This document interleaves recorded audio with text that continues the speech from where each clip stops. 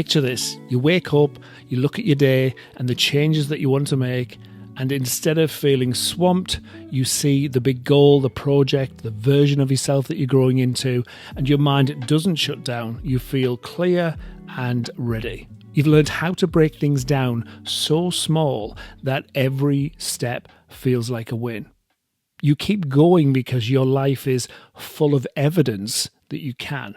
You become the kind of person who backs himself, not because life is light and easy, but because your approach is smarter. You stop trying to tackle everything in one hit, and you started completing one step at a time. And if that's the shift that you want, stay with me. By the end of this video, you'll understand why small steps aren't a consolation prize and how lasting change actually happens.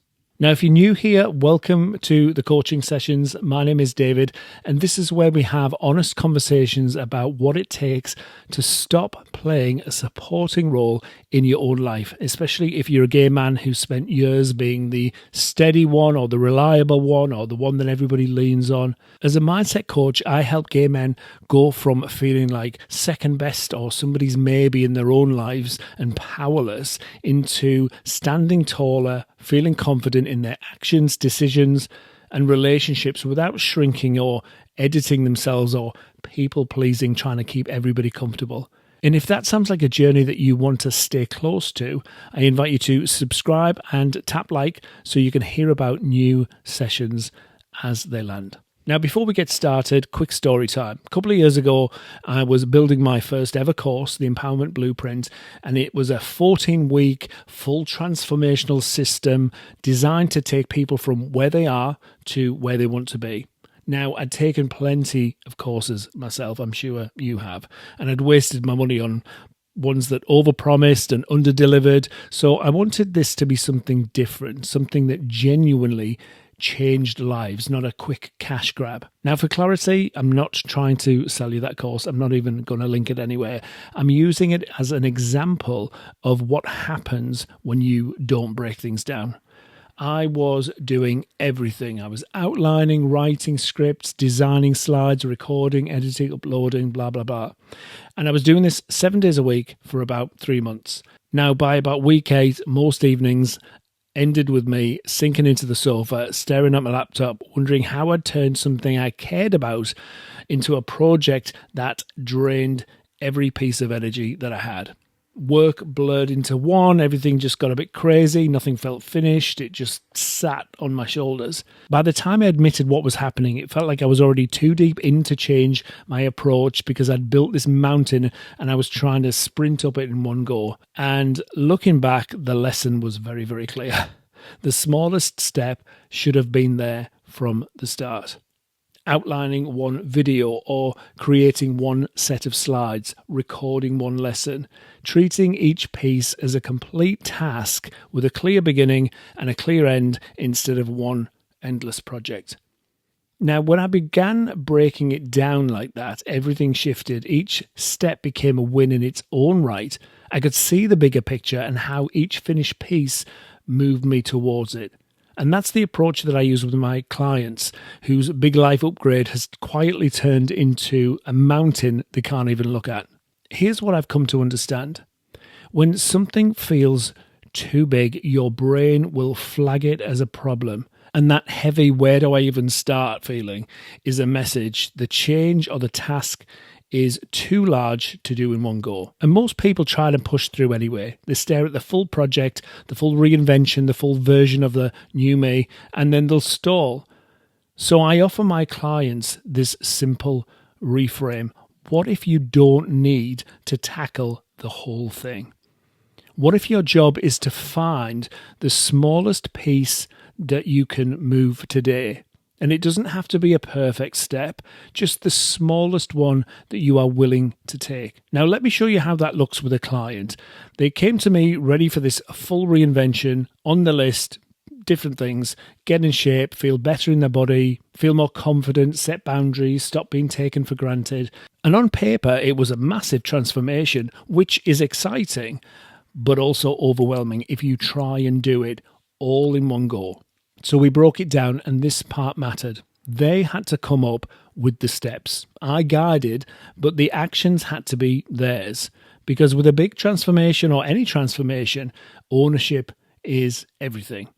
So we asked, what does getting in shape look like this week?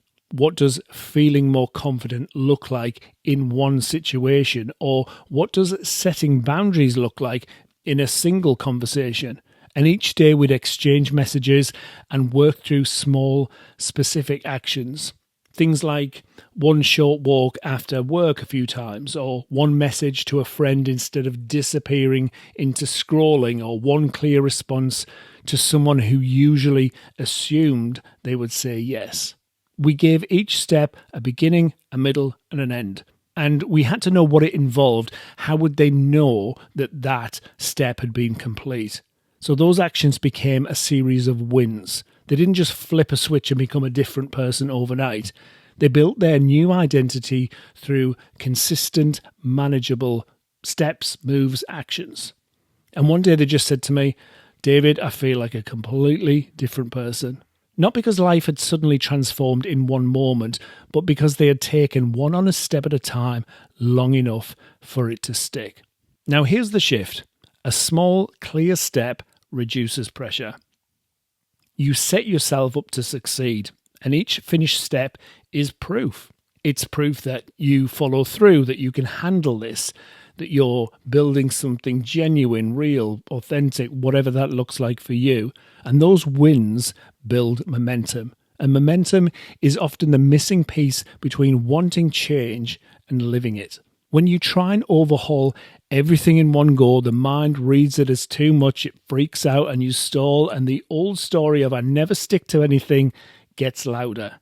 When you break it down into one practical action, your mind can get behind it. It feels achievable. You can see yourself doing it today rather than someday. So you take the step, and the next one feels lighter, and then the next. And that's how momentum builds safely. That's how these big shifts happen, one complete action after another. Now, here's what starts to change when you stop trying to change everything at once. There's an emotional shift to begin with. That heavy, anxious feeling begins to ease. You feel more proud of yourself because you can point to what you actually did today instead of living with a list of things that you should have done. You start to see yourself as somebody who follows through. You're no longer that person who talks about change and then quietly feels guilty for dropping it. You become the man who consistently moves his life forward in ways that he can sustain. And you find yourself sending the email, going for the walk, having the conversation. And you complete tangible steps and you can see the difference in your calendar, your body, your relationship, your work. And those wins stack, my friend. Now, here's the thing. You don't need to rebuild your whole life this week. You just need one clear move. So here's the question I'd love for you to sit with this week. What is the smallest step I can take today that moves me closer to where I want to be? And make it specific, but make it simple enough that you can complete it today. Just one step. And then give yourself credit for doing it. And when that step is done, then you can choose the next one and then the next. Now, if you'd like support building this kind of steady, stacked change and you're tired of trying to do it all alone, you'll find a link to explore working with me and joining my coaching space, the Freedom Community. Choose your step, complete it, and let that be the win for today. And I shall see you in the next session. Be well.